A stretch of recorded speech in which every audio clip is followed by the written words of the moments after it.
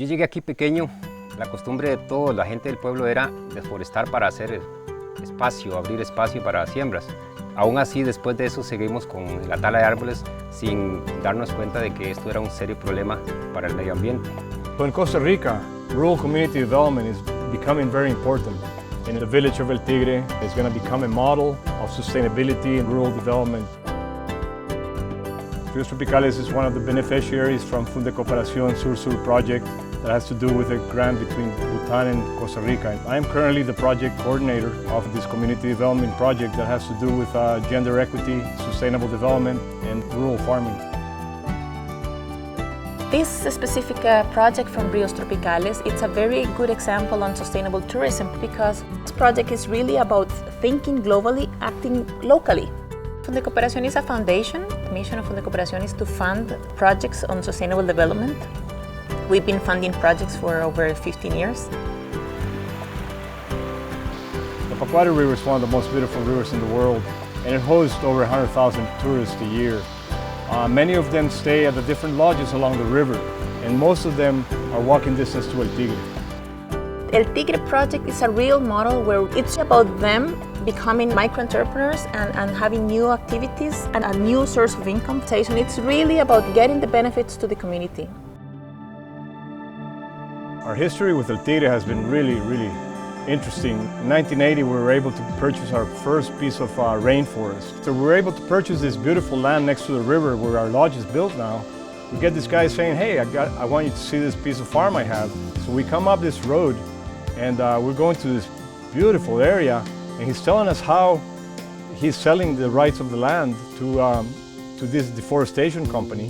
And he's getting a road, he's getting the forest deforested so he can have pasture, and we're going, wait a minute. We got to stop this deforestation. And so we bought this, we reforested. It's been about an 18-year growth.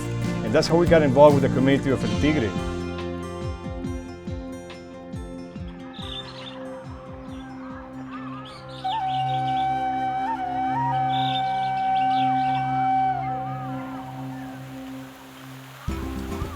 The grant through Funde Cooperación Sur-Sur project has to do with adventure travel and sustainable community development.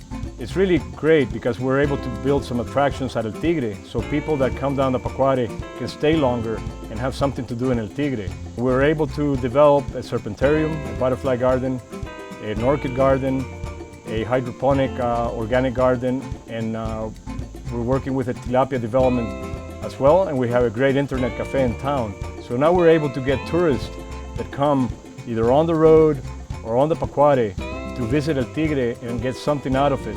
Plus, the idea was to get the people in the town to be sustainable economically and to lead on the conservation efforts that are being done through Ríos Tropicales. One of the greatest projects from Funde Cooperación was the butterfly garden. The butterfly garden is in a site belonging to Mario Achoy, and he kept on talking about how he wanted to have a butterfly garden. ¿Por qué mariposas?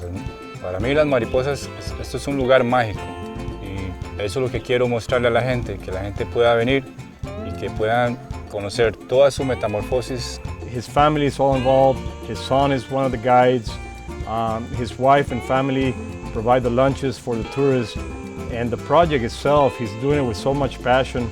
He's selling the poops to the market, he's got a laboratory, he's learning about all this rural community development and how people want to come visit El Tigre and hopefully stay in the town.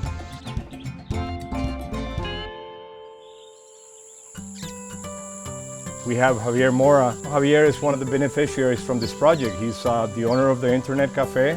Aquí en el pueblo podemos esperar un buen avance y ya se está dando a razón de que la llegada del sur-sur da la oportunidad a varias familias de tener cosas que nunca había pensado en tener ni tendría el alcance para lograrlo por sí sola.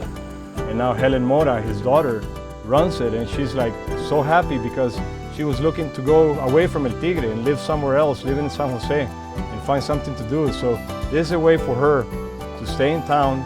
She's taking computer courses and she's able to teach people from El Tigre who never thought about getting internet or never thought about having a computer available to them.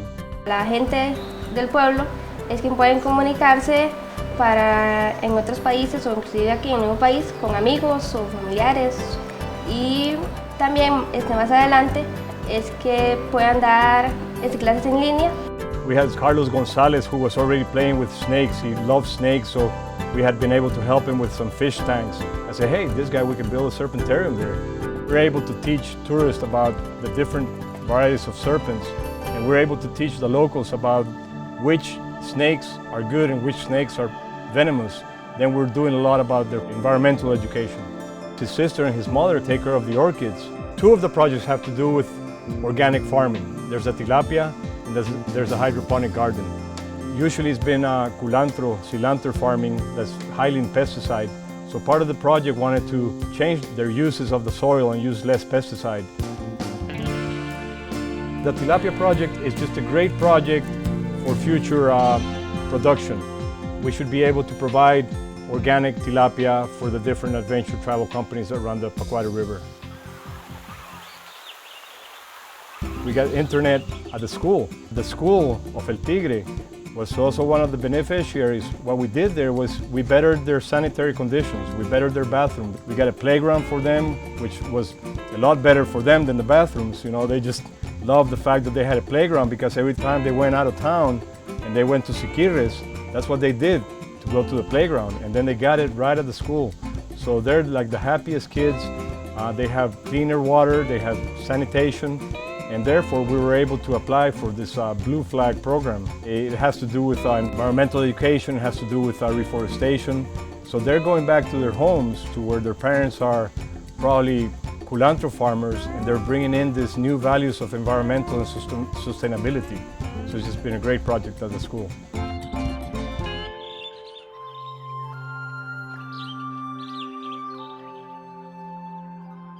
South-South Cooperation Project is the result of a bilateral agreement that was signed between the Netherlands and Costa Rica in 1994, but also there was a similar bilateral agreement signed with Benin in Africa and with Bhutan in Asia. We were looking for reciprocal projects where organizations in 2 or 3 of the countries have something to share. The Rios Tropicales part in Bhutan was great.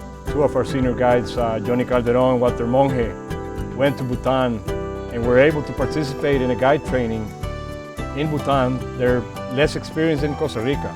We have a 30-year experience here. It was an incredible opportunity who Rios Tropicales gave us, me and Johnny Calderon as well. We find a place who have a very incredible potential to be one of the whitewater rafting destiny around the world.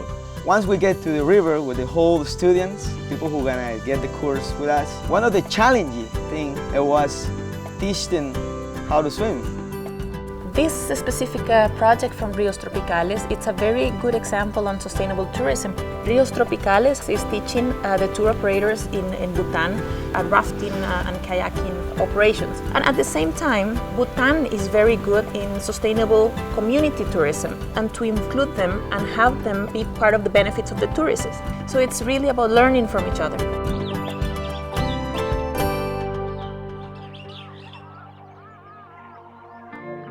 In El Tigre in Costa Rica, I hope that the town just grows and starts bringing in all this tourism and creates new places to eat, places to stay, better attractions, good waste management, and it keeps on getting that pride that tourism is better than farming and destruction.